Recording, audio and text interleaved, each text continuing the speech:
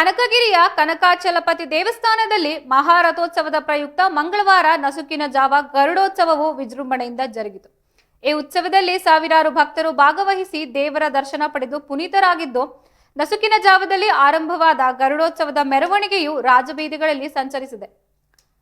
ದೇವಸ್ಥಾನದ ಆವರಣ, ಮನೆಗಳ ಮಾಳಿಗೆಗಳು ಮತ್ತು ರಾಜಬೀದಿಯ ಎರಡೂ ಬದಿಗಳಲ್ಲಿ ನೆರೆದಿದ್ದ ಭಕ್ತರು ಗರುಡೋತ್ಸವದ ಸಡಗರವನ್ನು ಕಣ್ತುಂಬಿಕೊಂಡಿದ್ದು, ದೀವಟಿಗೆ ಮತ್ತು ಪಂಜಿನ ಬೆಳಕಿನಲ್ಲಿ ಕಂಗೊಳಿಸಿದ ಉತ್ಸವವು ಗತವೈಭವವನ್ನು ನೆನಪಿಸುವಂತಿತ್ತು.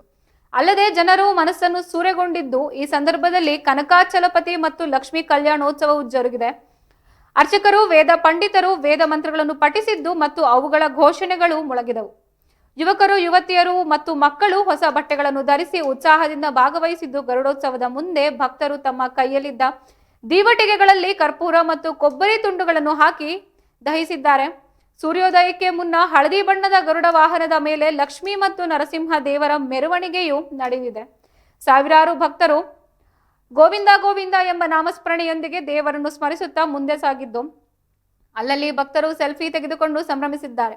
ಕನಕಾಚಲಪತಿ ದೇವಸ್ಥಾನದಿಂದ ಪ್ರಾರಂಭವಾದ ಮೆರವಣಿಗೆಯು ರಾಜಬೀದಿಯ ಮೂಲಕ ಸಾಗಿ ಆಂಜನೇಯ ದೇವಸ್ಥಾನವನ್ನು ತಲುಪಿ ಮತ್ತು ದೇವಸ್ಥಾನಕ್ಕೆ ವಾಪಸ್ಸು ಬಂದು ಭಕ್ತರು ದೇವರಿಗೆ ಬೃಹತ್ ಹೂವಿನ ಹಾರಗಳನ್ನು ಹಾಕಿ ತಮ್ಮ ಭಕ್ತಿಯನ್ನು ಸಮರ್ಪಿಸಿದ್ದಾರೆ.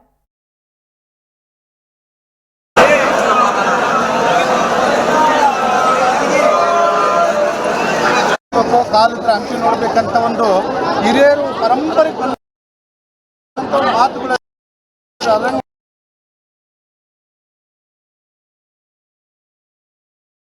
ವಿಶೇಷವಾಗಿ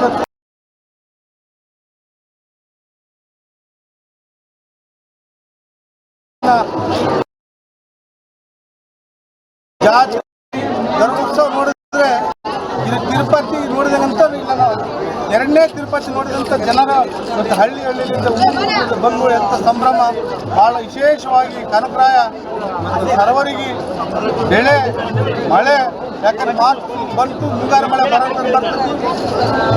ಈ ಭಾಗದ ಮಳೆ ಬೆಳೆ ಚೆನ್ನಾಗಿ ಕೊಡ್ಲಿ, ಆ ಆಶೀರ್ವಾದ ಸದಾ ಇರಲಿ. ಎರಡನೇ ತಿರುಪತಿ ಅಂತ ಏನು ಭಾವಿಸ್ತಾರ, ಅದು ಅದ್ಭುತವಾಗಿ ಈ ಭಾಗದಲ್ಲಿ ಆಗ್ತೈತಿ. ಅದು ಕಂಡಿದ್ರೆ ಕನಕಗಿರಿ ನೋಡ್ಬಿಟ್ಟು ಕಾಲು ಹೋದ್ರೆ ಅಯ್ಯಂತ ತೇರು ಇಂಡಿಕೇರಂತ ವಸ್ತುನ ತೇರು ಇರೋದ್ರಿಂದ ಭಾಳ ಅಚ್ಚುಕಟ್ಟಾಗಿ ನಮ್ಮ ಎಲ್ಲ ಕಾರ್ಯಕರ್ತರು ಎಲ್ಲರಿಗೂ ಪ್ರಮುಖರು ಭಾಳ ಅದ್ಭುತವಾಗಿ ಕಾರ್ಯಕ್ರಮ ನಡೆಸಿಕೊಡೋದಕ್ಕೆ ಅವರೆಲ್ಲರಿಗೂ ಕೂಡ ಶುಭಾಶಯಗಳು.